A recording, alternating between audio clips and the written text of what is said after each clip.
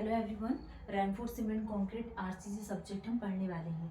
जैसे कि अगर आपने एसएससी जेईई एग्जाम को टारगेट किया हो या फिर RRB JE MPPSC sub engineer कोई भी एग्जाम हो, आरसीसी एक ऐसा सब्जेक्ट है जो काफ़ी अच्छा वेटेज रखता है। एंड आपको क्या करना है, क्लासेस के साथ में जो भी अभी तक हमारी आरसीसी की क्या है 15 to 20 नंबर ऑफ क्लासेस हो चुकी है, तो आप प्लेलिस्ट में जाकर देखिएगा।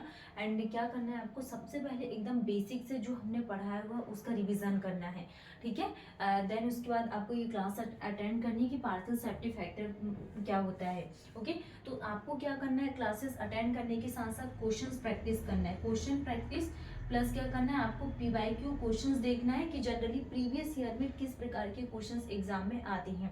क्वेश्चंस पेपर उठाना है एंड आपको क्वेश्चंस वहां से देखना है, ठीक है, और क्वेश्चन प्रैक्टिस करना है। तो मैं एक लेक्चर आपका क्या है बुक्स के लिए भी एक वीडियो बना दूंगी कि जैसे कि अगर आप आरसीसी पढ़ना है, सॉइल मैकेनिक्स पढ़ना, तो आपको किस बुक से पढ़ना चाहिए एंड कौन सी बुक आपके लिए बेस्ट है, तो बुक्स का भी मैं आपको बता दूंगी। तो आज की क्लास में हम लोग पढ़ लेते हैं कि dead load, live load and wind load के बारे में कि क्या होता है। जैसे कि प्रीवियस क्लास में हमने डिस्कस किया था डेड लोड लाइव टेबल्स में, तो हम इसको समझ लेते, देन उसके बाद हम उसका रिवीजन कर लेंगे। तो सबसे पहले हम बात करने वाले हैं डेड लोड के बारे में। डेड लोड क्या होता है, हमने क्या डिस्कस किया था। डेड लोड के लिए जो आईएस कोड यूज किया करते हैं, IS code 875 part number 1 use किया जाता है फॉर द डेड लोड। कौन सा आईएस कोड यूज करते हैं, 875 पार्ट नंबर 1 यूज किया जाता है। तो IS code 875 part number 1 use for the dead load. And dead load are example of gravity load का एग्जाम्पल है क्या, डेड लोड, ठीक है। और भी हमने यहाँ पे कुछ पॉइंट्स थे जो प्रीवियस लेक्चर्स में हमने कंप्लीट कर लिए थे।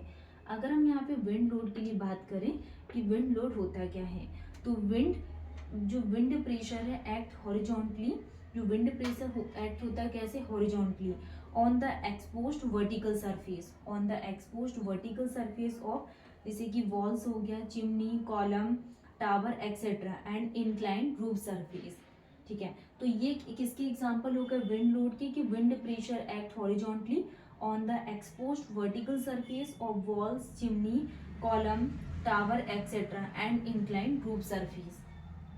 तो ये हमने क्या विंड लोड के बारे में डिस्कस किया है। अगर हम बात करें यहाँ पे, the wind velocities are measured, जो भी यहाँ पे विंड वेलोसिटीज है इसको कैसे मेजर्ड किया जाता है, तो विंड वेलोसिटी को मेजर करने के लिए हम किसका यूज करते हैं, एनेमोमीटर का यूज किया जाता है फॉर द विंड वेलोसिटी को मेजर करने के लिए। एनेमोमीटर एंड एनेमोग्राफ का यूज किया जाता है, एनेमोमीटर या एनेमोग्राफ का यूज करते हैं measure for the wind velocity.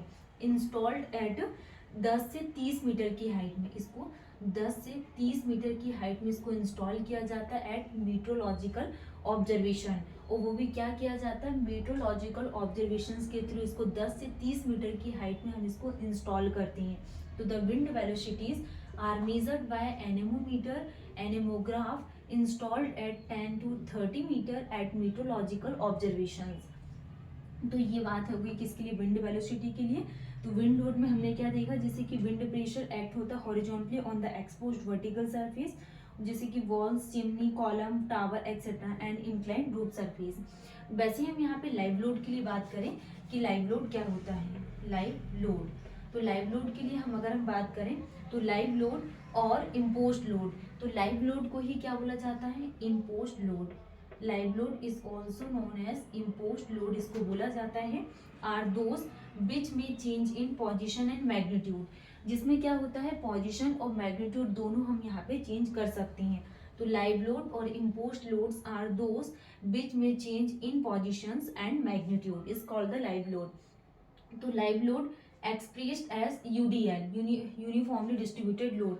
तो लाइव लोड को कैसे एक्सप्रेस किया जाता है, यूडीएल के थ्रू, जनरली 875 पार्ट नंबर 2, क्या 875 पार्ट नंबर 2, ये किसके लिए, लाइव लोड के लिए 875 part number 2।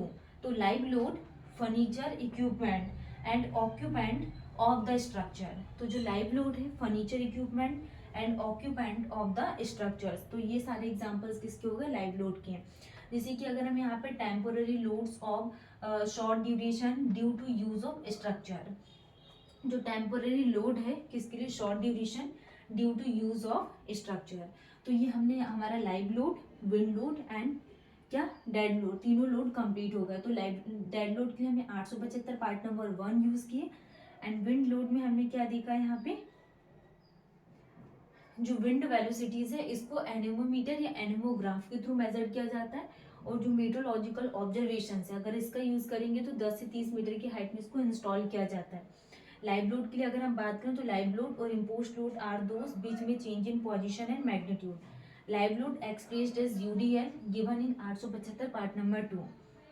Live load furniture equipment and occupant of the structure, तो temporary loads of short duration due to use of structure। तो ये हमारे टॉपिक कंप्लीट हो गया, dead load, wind load and live load. अब हम यहाँ पे थोड़ा सा रिवीजन कर लेते हैं।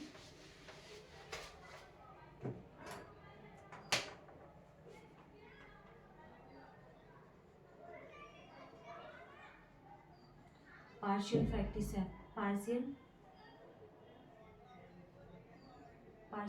फैक्टर।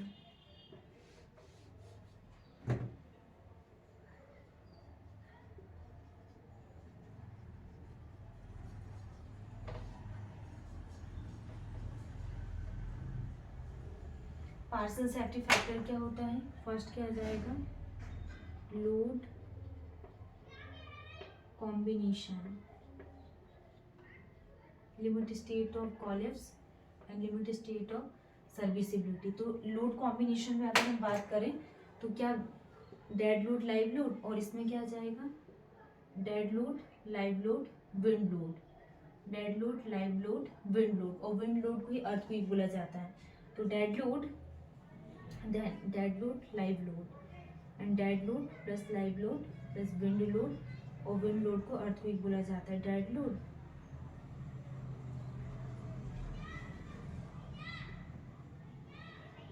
विंड लोड और अर्थक्वेक लोड। तो डेड लोड, लाइव लोड कितना लिया जाता है, 1.5, 1.5, और इसके लिए कितना लिया जाता है, 1.0, एंड कितना लाइव लोड 1.0। और अगर हम इसके लिए बात करें तो 1.0.9 और 1.5, एंड सेम 1.0, और इसके लिए कितना लिया जाता है, 1.0। Dead load, live load, wind load और अर्थक्वेक लोड तीनों कितना आ जाएगा, 1.2, 1.2, 1.2, एंड सर्विसिबिलिटी में 0.8, 0.8। तो ये टेबल आपको ध्यान रखना है, partial safety factor for material, क्योंकि एग्जाम में पूछी जाती है, इसलिए हम यहाँ पे बार बार रिवीजन कर रहे हैं। अब हम यहाँ पे partial safety factor for material, तो जैसे कि partial safety factor material for concrete and partial safety factor material for steel. तो कंक्रीट के लिए 1.5 एंड स्टील के लिए 1.5, एंड जो लोड फैक्टर लिया जाता है ये 1.5 जनरली हम यूज करते हैं। लोड फैक्टर 1.5, कंक्रीट के लिए 1.5 एंड स्टील के लिए 1.15 लिया जाता है। नेक्स्ट क्लास में हम यहाँ पे इसके अजम्पशंस के बारे में बात करेंगे। अगर हम यहाँ पे लोड फैक्टर के लिए बात करें कि लोड फैक्टर कितना लिया जाता है, डेड लोड एंड किसके लिए, विंड लोड के लिए। Load factor, the load factor for dead load, dead load के लिए कितना लिया जाता है, and the load factor for wind load. Wind load और विंड लोड को ही क्या बोला जाता है, अर्थक्वेक लोड।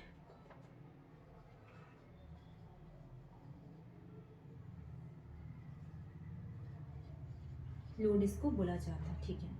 अगर हम यहाँ पे डेड लोड की बात करें, डेड लोड फॉर क्या load factor for dead load के लिए कितना लेते हैं हम यहाँ पे value 0.9, and the load factor for wind load या अर्थक्वेक लोड के लिए कितनी वैल्यू ली जाती है, 1.5। तो ये वैल्यूज आपको ध्यान रखना है। और जब the load factor for dead load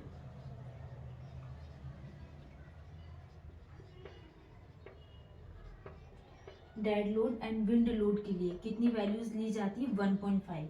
जो लोड फैक्टर की वैल्यू है dead load and wind load के लिए 1.5, and load factor dead load के लिए 0.9, एंड जो लोड फैक्टर है विंड लोड के लिए कितनी ली जाती है वैल्यू, 1.5।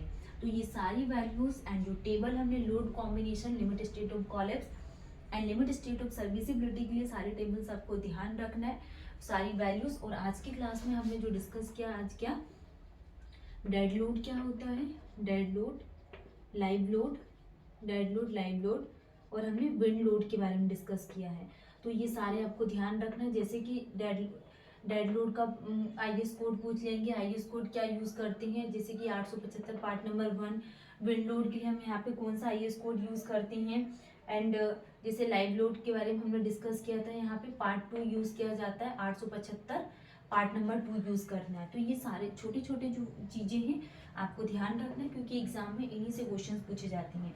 तो सबसे मेन चीज़ है आपको रिवीजन में फोकस करना है, रिवीजन प्लस क्या क्वेश्चन प्रैक्टिस, प्लस आपको PYQ क्वेश्चंस प्रैक्टिस करना है।